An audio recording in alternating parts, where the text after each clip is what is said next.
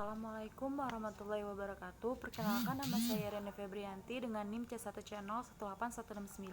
Baiklah, di sini saya akan mempresentasikan tentang komunikasi informasi akuntansi. Pengertian dan fungsi komunikasi. Yang pertama, pengertian komunikasi para ahli menurut Gibson et al. Tahun 1995 mengatakan bahwa komunikasi berasal dari kata Latin communis yang berarti sama.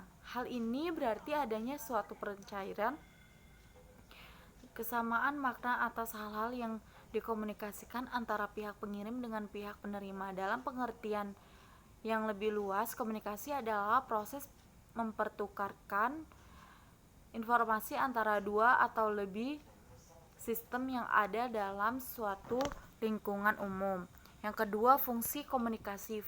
Komunikasi sebagai dijelaskan oleh Robbins memiliki 4 fungsi utama dalam suatu kelompok atau organisasi, yaitu pengendalian, motivasi, pengungkapan emosional, dan informasi. Komunikasi bertindak untuk pengendalian perilaku anggota dengan beberapa cara. Setiap organisasi mempunyai hierarki, wewenang, dan garis panduan formal yang harus dipatuhi oleh karyawan. Selanjutnya ada model-model komunikasi. Yang pertama, model Laswell. Salah satu model paling awal dari komunikasi yang dikembangkan oleh Harold Laswell meliputi siapa mengatakan apa dengan cara apa kepada siapa dengan dampak apa. Yang kedua itu ada model Shannon, Weaver, Colt Shannon, dan Wirin Weaver tahun 1949 mengembangkan model matematis dari komunikasi. Yang model tersebut dikembangkan untuk menjelaskan komunikasi melalui alat perantara seperti telepon atau korespondensi tertulis. Yang ketiga, model SMCR Berlo, model komunikasi sumber pesan, saluran, dan penerima atau source message channel, receiver atau SMCR, yang diajukan oleh David Berlo yang mempunyai beberapa kesalahan yang sama seperti model-model sebelumnya. Yaitu yang keempat ada model Wesley McLean. Bruce Wesley dan Malcolm McLean tahun 1957 mengembangkan satu model untuk riset komunikasi. Nah, model tersebut memiliki sejumlah implikasi. Yang model tersebut menjelaskan cara individu dan organisasi memutuskan pesan apa yang akan dikomunikasikan dan bagaimana pesan tersebut dimodifikasi atau dihapus dalam proses tersebut. Yang kelima, model pemusatan komunikasi. Roger dan Kit Chai tahun 1981 telah mengkritik model-model terdahulu karena model-model tersebut mengarah pada tujuan bias dalam komunikasi. Selanjutnya ada hal-hal mendasar dalam komunikasi, yaitu arah komunikasi. Komunikasi dapat mengalir secara vertikal atau lateral. Yang kedua ada komunikasi ke atas. Komunikasi ke atas merupakan komunikasi yang mengalir ke suatu tingkatan yang lebih tinggi dalam kelompok atau organisasi. Yang ketiga ada komunikasi ke bawah. Komunikasi ke bawah merupakan komunikasi yang mengalir dari satu tingkat dalam suatu kelompok atau organisasi ke tingkat yang lebih rendah. Nah, yang keempat yaitu jaringan formal dan informal. Jaringan komunikasi menetapkan saluran-saluran tempat informasi mengalir. Saluran ini merupakan salah satu dari dua jenis saluran formal atau informal. Nah, jaringan formal pada umumnya vertikal meliputi tingkatan wewenang dan terbatasnya pada komunikasi yang bertalian dengan tugas. Komunikasi nonverbal. Studi akademis tentang gerakan tubuh disebut dengan kinetika. Studi ini merujuk pada sikap tubuh, konfigurasi wajah, dan gerakan tubuh lainnya.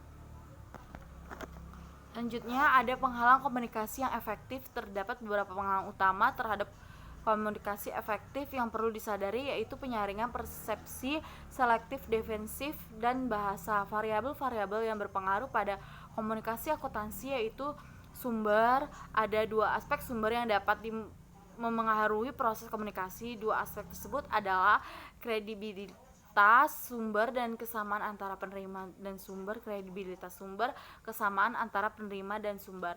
Pesan, Barlow mendefinisikan 5 elemen pesan yang sebaiknya dipertimbangkan ketika menganalisis komunikasi, yaitu yang pertama isi, yang kedua organisasi atau struktur, dan yang ketiga kode, dan keempat pelakuan, dan yang kelima elemen-elemen pesan. Dia asumsikan bahwa isi adalah informasi atau materi keuangan yang berkaitan dengan kebijakan manajemen, dan bahwa sistem kode adalah bahasa dari sumber dan penerima. Perilaku pesan, informasi akuntansi sebaiknya beruang pengulangan, meningkatkan pemahaman atas materi. Retensi, meningkatkan rintangan adanya pengulangan atas fakta dan ide penting. Saluran, nah di sini jalur komunikasi merupakan alat yang menyebar informasi. Scrum tahun 1973 mengelompokkan atau membedakan saluran berdasarkan 6 dimensi.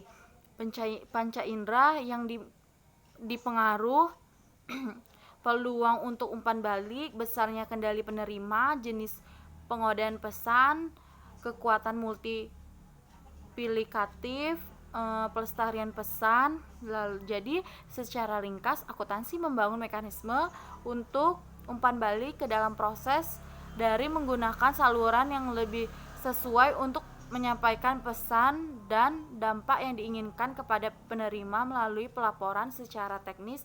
Dengan pesan saluran yang optimal bergantung pada situasi komunikasi yang unik di mana laporan disajikan. Penerima, ketika menganalisa suatu situasi komunikasi, seseorang perlu mempertimbangkan faktor-faktor mengenai penerima seperti latar belakang demografis dan budaya, sikap sebelumnya, pengetahuan pola perilaku, dan sistem atau lingkungan.